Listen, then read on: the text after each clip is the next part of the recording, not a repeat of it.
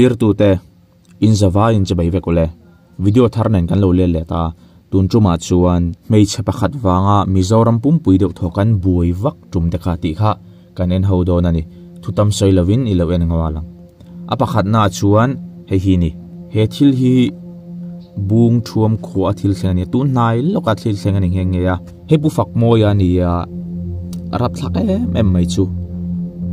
an ma ni ina amu hilai an thata matoi na rongan phur choka an pai ani chu tison police tan rangin an chui ngala rap thake mem mai chu a thatu te jinga khan anu pui nge chu lo telani chu anu pui nge kha lo tel ve ni chu rap thaka sin anu pui ming chu sumdong runge ni ya bru nam ani nge ni a pui ko mai rap thaka ni tu na mizoram pui mi deng chuaka kan ril ru ana hetiang ang in tha nei thleng to lo se kan ti ni kan trap me kan hi arap thaka te mem mani pui nu pui te nge na mi pasal ten an thati chu teng chon arap thaka ti la lai chu mo aten no mem chu an man chu ma kana nu pui hi aruang tra in na lo trap ngat to a kha te lo lak pun chu lem lo chang ani chu eng ang sual na nge mo anu pui chu hen thleng le o ka ti clear tu te rei lo te ka lo pachat lok chawanga hei mindu sakin ka video ta milo clear sig milo subscribe thina inchunga kalom tak zetani chone vania po hian he channel hi nangma ni wa kal thai chau ti ve thai chau voin din muni nangma ni support na wang liawa thleng thei ka nia engma lo mai kan in tel lo chuan chu wang in khongai na karon dil tap mai ni min lo subscribe le ram te u ti kha karon yen lok chau ni ole kan chu jom ngalang chone dot to chone hi ni CCTV pakhat chuan rai puar nu ina ruk arulai kha ala fu tlat mai ni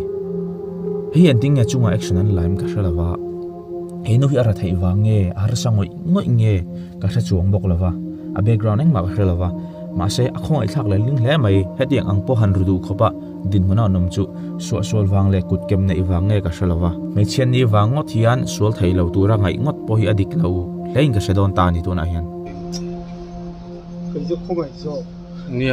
anh mới ai mấy phơi cái chỗ cái mà cho nên tu chuan henu hinia henu hi gel tang tlan chu kania an sul thiam chu kan chiarang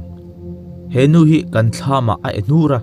kan na salutuk in lo man chu ti je ka man deuh huna ama ek nge hi ka phun thanga ka va pelet leng drop lutuk mai eu ani hi gel tan tang chuak kan ti to kan zong na se mem maya mimal in tiang vel ka a thlo po ngam lo ni na lang bera chu rem changa la in di hemi thama nur mai ni anga yom du din garing ani atham nei tu ta khan mo ola du tu chuan chia pom chung chang kha ni depositor hey pon lama hian an om loi mai a kum sang ni som bor vela thil thleng dei to ni rei vele ta deuh to a shin lom chang garing shelo poinom toin garing ani ala re mem mai chia pom kha aron tran chok tu ber a hu tu lu ber hi mai chia ania mizo mai chia muan pui niam kha khatiang kha ni om zia chu chia po ma khan poisa tam tak da an deposit kha tam tak na lo pung thur do ne ale tin pung thur do ting khan an tiam ta ni ma se hunan gal zale ma chan ga sum tam than chung lu ru me noi za ni an noi som nga tel te khan ma se thok le khata bo thut mai a cheta thut mai le mi tam tak khan poisan chan ta ni trap zoi tingat ba chu in ti lum du hil la po na mani kha an chan khana san trap na soi ngoi ni ti khan mizoram pumpui khan buai mup mai ni ama azong reng khan khong e om di te mizoram sarkar pan thai wan chua to pa khan an man tam heng heng ka sia arap thak ji kha khatianga sum dalu zong te khan an chan deu vek mai ni ala le thai chu an om mang lawang kan buai mup ani kha mizoram kha Hmeichhe pakhat min chaw buai thai ji mo lin lo ngai tu ve ngai am le khatiang angin bum na khala lar lawa khang hunai khan awai khatna ti thei thukani mizo te khan om ji kan rit lo bum kha kan ol sam du nu chuan ting bum nei thlang mai to lo mai thei ni ole do tu chunin tha kan soya press conference timel kan lo chon doctor tumte in la shem man i lo thil thlengani ala rei lo doctor tumte anu puin a vit hlum tat mai ni doctor tumte nu pui hi dam doi te po te thin ani o me doctor tumte na mangai em mai than phal lawa ani nang angina poma buina te pon tok ve zau ani mela anu pen kareng ma chan ching khar chiang big lawa ra khata jangan shet mai lo chu ti chon an nu pui hit lai ka chu arui buai nge ni a har fim lo nge anu pain hau bui khang wangvel kha ni tang doctor chante hi vitlum da tlat mai ni poi em vai khat chawa vit lo le nga la a rong khop mai tha da na hi mi zo mi pui de kha kan trap ni taro kan ui ne doctor chante kha anu pui kan nge em boka kan trap na sa ni kha mizoram pumpui kha angui kha ni top mai ni arap thak an dil du kha khatianga in thana an thleng ta mai kha mi pa hoina nu puyan soi saklum de pokan ria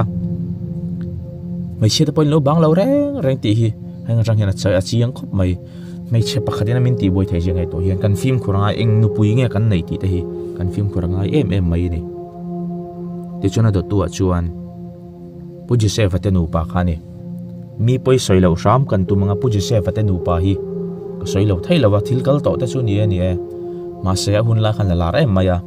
kan chaung garing puji se fa hi a shelo chu in chang thar ve hle ni gan ringa lar la khan lar vet khop maya chu ni hei anu khati khanan uire mi padangan santa khania arun em maya avai khatna po ni to lo ju se fa ka ngai dam to thin to ti kha an komna te po so an komna I pakhata asoi kha in lo en fu vem khatia anu ain thena midang an sana khan aril ru athin lung te kha effect na salutuk pa taksa kana tur tatlat nin asoi tlat mai ni doctor khanin ala dam de kha van nei thu te kha ril zo kani effect oma hei ti dam hlei thei boni lo khatiang anat na kha anu pui wang hina thi nge ye chu ka te mi alo ma se anu pui wanga aril runa effect ani ti kha chu chiang mai ni phadro lovin tiang chu ni ya en te u khang an thlen te khan mo mizoram pum ka deng chu ani kha ro kan ril ru khan at pui em mai kan khong ai ni tiang ang Hmeichhe anom te hi mak kan ti ni mak khop mai chu wang chu ni lo film khor te eng nu pui nge kan thlan di te hi film khor takin risk thil ta chu aum tho mai thatak tur ka nge de ban lo sul the sul tak ka nge tu te po kha an lo thatai to mai chu di rol chuan film khor lu ki chom lo ni adot tu wa chuan hei hi ni le ni sting mun phia akhop mai hi engwanga hi ron tel ni kan ti ka soi fia do ni zola ni ron lar chawa